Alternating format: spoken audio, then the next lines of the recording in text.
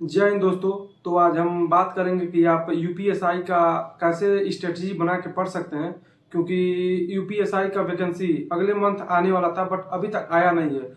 और मेरा पूरा आशा है कि इस मंथ के लास्ट तक आते आते आप यूपीएसआई का फॉर्म फिल कर सकते हैं। और उसी के साथ आपको कांस्टेबल और एसएसबी जो भी फॉर्म यूपी पुलिस के द्वारा जारी किया जाएगा, वो सारे फॉर्म फॉर्म इसी के इस महीने के लास्ट वीक में जारी किया जा सकता है। मैं तो यूपी 60,244 वैकेंसी में क्वालिफाई हो गया हूं और 17 जून से हम लोग को ट्रेनिंग में जाना है।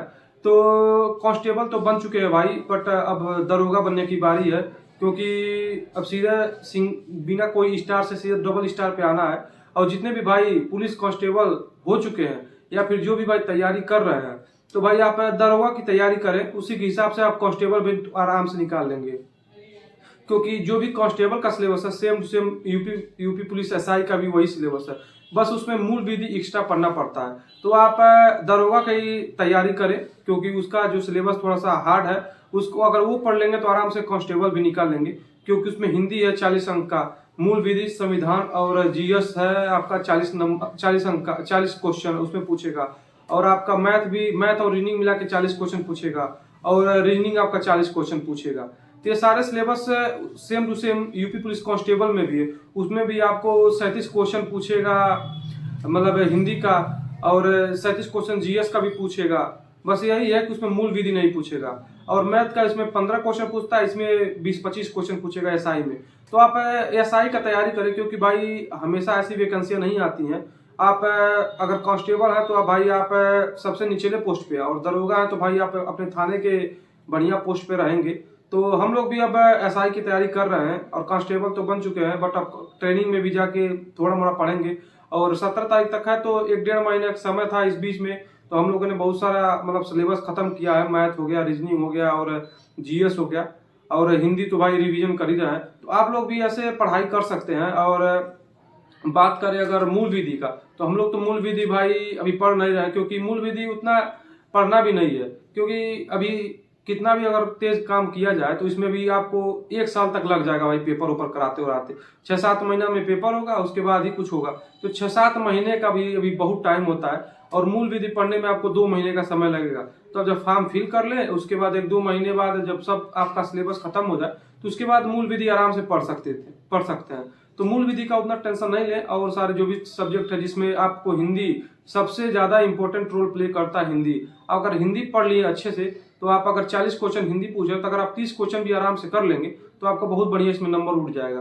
क्योंकि मैं अगर बात करूं अपने कांस्टेबल का, जो कि मैं 1 महीने ही पढ़ा था, मैं ज्यादा पढ़ा नहीं था। मैं पढ़ा था जो पेपर रद्द हो गया था उस वाले में पढ़ा था। जब पेपर रद्द हो गया तो उसके बाद मैं पढ़ा नहीं, और सीधे जब पेपर का डेट आया था मेरा, जब इस वाले का जो नया वाला जो मतलब रद्द होने के बाद, उसमें मैं बहुत कम पढ़ा था। मतलब मैं बात करूं तो बस मैराथन ही देख के गया था, वो भी मेरे मैराथन से उतना ज्यादा क्वेश्चन नहीं आते। बट हाँ, कि एक नवीन सर है जो आप लोग तो सब जानते ही होंगे, उनका एक जीएस का प्रैक्टिस सेट चला था और हिंदी का प्रैक्टिस सेट चला था। बस मैं वही पढ़ा था और उसको एकदम हैंड रिटन नोट बना लिया था पूरा।